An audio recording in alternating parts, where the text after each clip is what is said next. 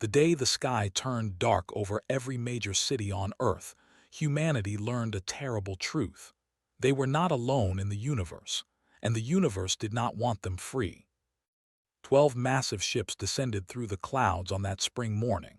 They came from the Galactic Council, a union of 7 powerful alien species who had ruled their corner of the galaxy for over 10,000 years. The Council had watched humanity for centuries. They had seen the wars. They had seen the nuclear weapons. They had seen how fast humans spread across their world and consumed its resources. The Council decided that humanity was too dangerous to remain free, too unpredictable, too aggressive. The vote was unanimous. All 7 species raised their appendages in favor of one solution: enslavement. The tall beings with silver skin and 4 arms led the invasion fleet. They considered themselves the most civilized race in the galaxy. Behind them came the insect-like creatures who built their empire on slave labor. The followed serpentine beings who traded in living cargo across 100 star systems. The contributed their ground forces, massive rock-skinned warriors who felt no pain. The provided the technology, small beings with enormous black eyes who had mastered energy manipulation. The brought their biological weapons, shapeless beings who could create diseases to target any species. And finally, the ancient machine beings who calculated that humanity's enslavement would bring maximum stability to the galaxy. Earth's military tried to resist. Fighter jets launched from every nation. Missiles flew into the sky. Soldiers fired their weapons at the descending troops. It was brave. It was also pointless. The Council's shield stopped every bullet and every bomb. Their weapons turned tanks into melting metal. Their ships swatted aircraft from the sky like insects. In 48 hours, every government on Earth surrendered. The years that followed were the darkest in human history. The Council divided Earth into 7 zones, one for each species to exploit. Humans were fitted with neural collars that delivered pain at the touch of a button. They worked in mines, in factories, in fields. They built monuments to their masters. They served in alien households, cleaning floors and preparing food they were not allowed to eat. Children were separated from parents. Families were broken apart and sold to different worlds. The population of Earth dropped from 8 billion to 4 billion in just 10 years. Some died from overwork. Some died from starvation. Many simply lost the will to live. But the Council made one mistake. They underestimated how much pain humans could endure before they broke, and they underestimated what humans would do when that pain turned into rage. Deep beneath the Rocky Mountains, in tunnels that predated the invasion, a resistance began to grow. It started with small acts, a stolen weapon here, a hidden radio there. Former soldiers taught farmers how to fight. Scientists worked with miners to understand alien technology. Engineers learned to disable the neural collars. The resistance called itself simply the Ember. And like an ember, it waited for the right moment to become a fire. Commander Sarah led the Ember. She had been a colonel in the Chinese military before the invasion. She had watched her entire unit die in the first battle. She had spent 3 years as a slave in a household, cleaning their floors and enduring their cruelty. She escaped by killing her owner with a dinner knife and walking 500 miles through wilderness to reach the resistance. The hatred in her heart burned cold and patient. She did not want just freedom. She wanted revenge. She wanted the Council to know fear. For 15 years, the Ember grew in secret. They recruited from every continent. They learned every weakness in the alien occupation. They stole technology and improved it. They developed weapons that could pierce shields. They created viruses that could corrupt systems. They bred bacteria that could eat through exoskeletons. They trained assassins who could kill warriors despite their stone skin. Every free human on Earth dedicated their life to one goal, making the Council regret the day they touched humanity. The uprising began on the 20th anniversary of the invasion. The Council had planned a celebration.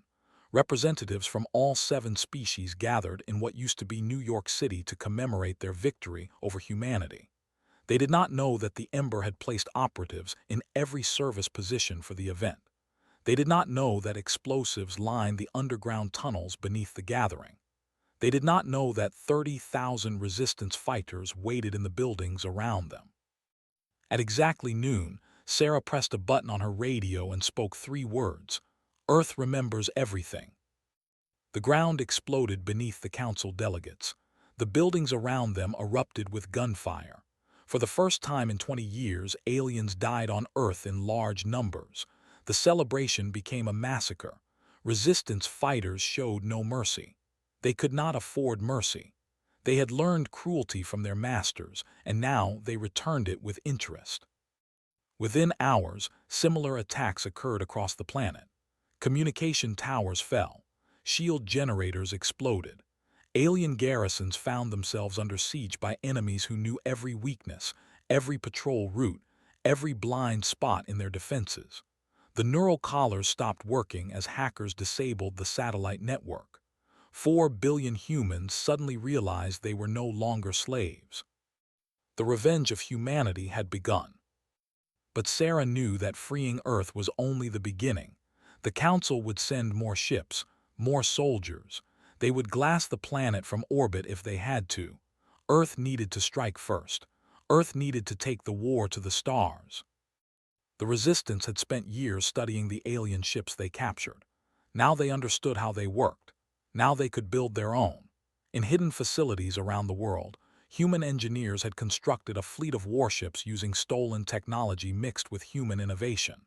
The aliens had energy shields, but humans developed kinetic weapons that could punch through them. The aliens had faster ships, but humans built weapons that could track and destroy anything that moved. The aliens relied on computers, but humans learned to fight with gut instinct and adaptation. 6 months after the uprising, the human fleet launched from Earth. 300 ships carrying 200,000 soldiers.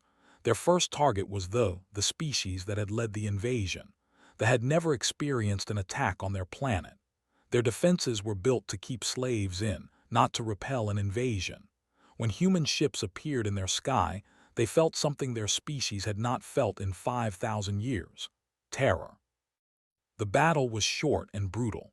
Human ships did not come to conquer, they came to send a message. They targeted the capital, the great crystal towers where their leaders lived. They destroyed the slave markets where humans had been sold like cattle. They burned the estates of the wealthy who had kept human servants. When they left, 1/4 of the civilization lay in ruins. And Sarah broadcast a message to the entire galaxy. You voted for our enslavement, all of you. Not one voice spoke for mercy. Not one hand reached out to help. You watched us suffer for 20 years and you profited from our pain. Now you will learn what humanity does to those who wrong us. We will come for each of you. We will not stop until every world that supported our bondage has felt our fire. This is not war. This is justice. They were next. Their hive worlds had used human slaves in their endless construction projects. Human soldiers landed on their primary breeding world and released the bacteria that the Embers scientists had developed. Within weeks, the population began to collapse. Their exoskeletons dissolved. Their larvae died in their eggs. They begged for mercy. They offered to return every human slave. They offered reparations. Sarah's response was simple: you showed us what mercy means. Now we show you. They tried to flee. They loaded their ships with treasures and attempted to escape to the far edges of the galaxy. Human hunters followed them. One by one, trading vessels vanished into the void. The serpentine beings who had traded in human flesh found themselves hunted like animals across the stars. They chose to fight. They were warriors after all. They gathered their armies on their fortress world and waited for humanity to come. The battle lasted 3 weeks. Human soldiers died by the thousands against the stone-skinned giants, but humans had learned patience during their years of slavery. They had learned sacrifice, and they had learned that nothing could stop a species fighting for revenge. When the last fortress fell, not one of the stone warriors remained alive. They offered to switch sides. They claimed they had opposed the enslavement from the beginning. They offered their technology and their knowledge in exchange for peace.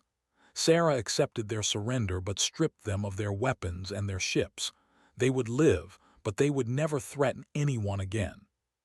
They attempted to release a plague against humanity, But human scientists had anticipated this.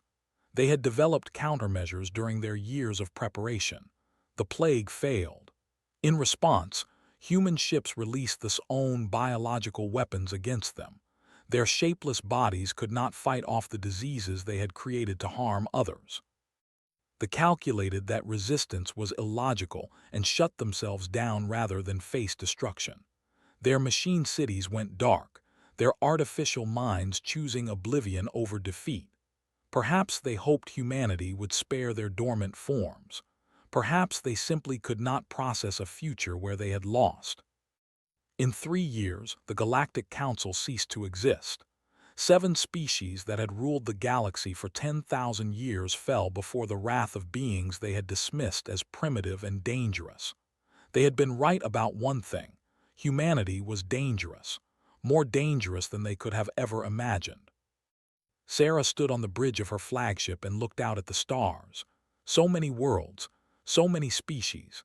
The galaxy was vast and full of beings who had seen what humanity did to those who wronged them. Some sent ambassadors offering friendship.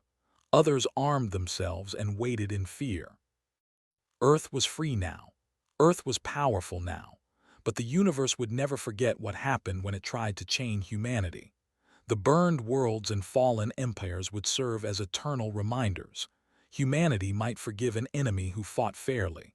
But those who voted for chains, those who profited from suffering, those who stood by while children were torn from their parents, they would find no mercy. The fire that the ember had lit would burn forever in the heart of every human, and the galaxy would never forget the cost of their cruelty. Some species began telling stories to their children, stories about a small blue world on the edge of the galaxy, stories about beings who looked fragile but carried fire in their souls, stories that ended with one simple lesson: never try to enslave humanity, because they remember, because they never forgive, because their wrath burns worlds.